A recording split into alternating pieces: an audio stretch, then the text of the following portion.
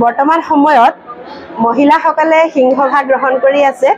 মহাপুৰুষীয়া সংস্কৃতিৰ ভক্তিমূলক গীত মাতৰ ভিতৰত এবিধ উপাংগ কীৰ্তন দিহানাম। এই দিহানামক মহিলাসকলে আচলতে মনে প্ৰাণে ভাল পাই লৈছে।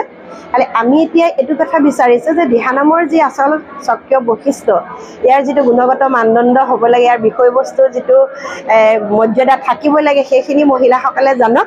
সেইখিনি যেতিয়া জানি পেলাই মহিলাসকলে এই নামভাগ বিভিন্ন ঠাইত পৰিৱেশন কৰিব, গতিকে তেতিয়া অন্ততঃ ইয়াৰ গুণগত মানদণ্ড হ'ব আৰু নামভাগৰ আচল যি মৰ্যাদা, আচল যি বৈশিষ্ট্য, দিহানাম বুলি ক'লে আমি শব্দগত অৰ্থ বা ইয়াৰ তাত্ত্বিকতা যিখিনি পাওঁ সেইখিনি বেছি পৰিস্ফুট হ'ব। আৰু মই আৰু এটা কথা আপোনালোকক চেনেলৰ মাজেৰে জনাব বিচাৰিছোঁ।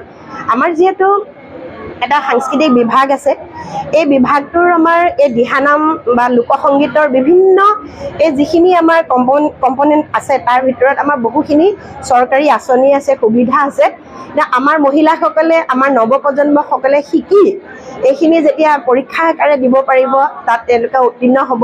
তেওঁলোকৰ ইয়াত এটা অকণমান এটা স্কলাৰশ্বিপ টাইপৰ এটা বিষয় সোমাই আছে, কিন্তু বিষয়টো শুদ্ধকৈ জানিব লাগিব। মই যেতিয়া গম পালোঁ যে ভাৰত চৰকাৰৰ সাংস্কৃতিক মন্ত্ৰণালয়ৰ অধীনৰ যিটো NEZCCৰ মই দিহানামৰ গুৰুৰ বাবে মই যিটো পৰীক্ষা দিছিলোঁ, তাত যেতিয়া সুধিছিলে দিহানামৰ গোটেই বিষয়বস্তুটোৰ ওপৰত যেতিয়া মই ব্যৱহাৰিকভাৱে বা আমি লিখিত হিচাপে যিখিনি কাম কৰিছিলোঁ, তেতিয়া গম পালোঁ যে এই কথাখিনি যেতিয়া আমাৰ মহিলাসকলে জানিব, নৱপ্ৰজন্মৰ যুৱক যুৱতীসকলে জানিব, তেওঁলোকে বহুত উপকৃত হ'ব। আৰু পৰীক্ষাৰ মাধ্যমেৰে যিহেতু পাতিছে, যেতিয়া এইখিনি সকলো জানিলে তেওঁলোকে এটা উপকৃত হ'ব বুলি মই অনুভৱ কৰিছোঁ।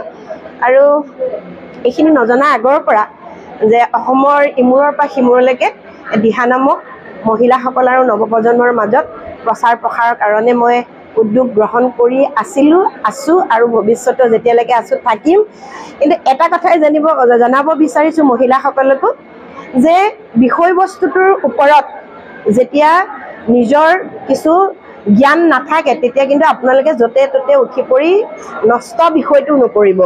এটা খুব শুদ্ধ বিষয়, য'ত ভকতিৰ যিটো অমিয়া ৰস আছে, একদম ৰসাত্মক এটা বিষয়, ভগৱন্তৰ যি লীলামহিমা বৰ্ণিত আছে, বহুত তত্ত্ব কথা আছে ইয়াত। গতিকে এই বিষয়টো আপোনালোকে শুদ্ধভাৱে শিকি লওক। আজি মই বুলি ক'ব বিচৰা নাই, কোনোবা জনা ব্যক্তিৰ পৰা শিকি পেলানি কৰক। যিটো বিশ্ব ৰেকৰ্ড কৰিবৰ কাৰণে গোসাঁই নামভাগকে যেতিয়া দিহানাম বুলি তেওঁলোকে কৰিবলৈ হাবাতৰি খাই ইমান বিশৃংখল পৰিৱেশ এটা কৰি পেলালে অসমত, যে দিহানামকটো এটা ডাঙৰ বেপাৰৰ নিচিনা এটা ব্যৱস্থা হৈছিলে, তেতিয়া কিন্তু আমি মানসিকভাৱে অশান্তি পাইছিলোঁ, দুখ পাইছিলোঁ। অকল মই নহয়, আমাৰ যিসকলে দিহানামৰ লগত জড়িত হৈ আছে। গতিকে মহিলাসকলক কাটৰে অনুৰোধ কৰোঁ, আপোনালোকে যোগ্য ব্যক্তিৰ পৰা, জ্যেষ্ঠ ব্যক্তিৰ পৰা বিষয়বস্তুটো শিকি আপোনালোকে আমাৰ নামভাগ বিশ্ব দৰবাৰত প্ৰতিষ্ঠা কৰক। সেইটো এটা আজি মই এই উত্তৰ গুৱাহাটী কৰ্মশালাৰ পৰা মই অসমৰ মহিলাসকলক মই একেবাৰে অনুৰোধ জনাইছোঁ।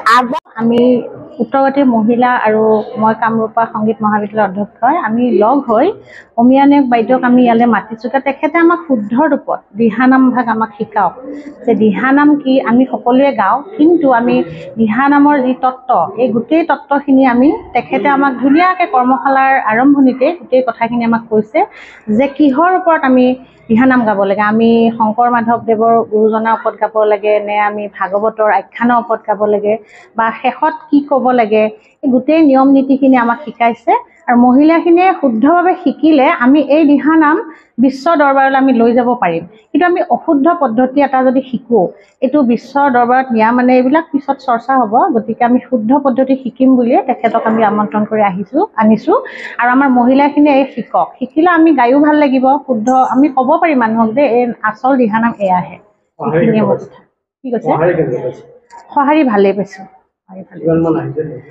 আজি আমাৰ 100ৰ বেছি হৈছে, আৰু কালিলৈ আহিব। বহুতে কৈছে যে আজি প্ৰথম দিনা আমি যাব নোৱাৰিম, দেওবাৰ, অহাকালিৰ পৰা আমি আৰু আহিম, বহুতে ফোনত কৈছে।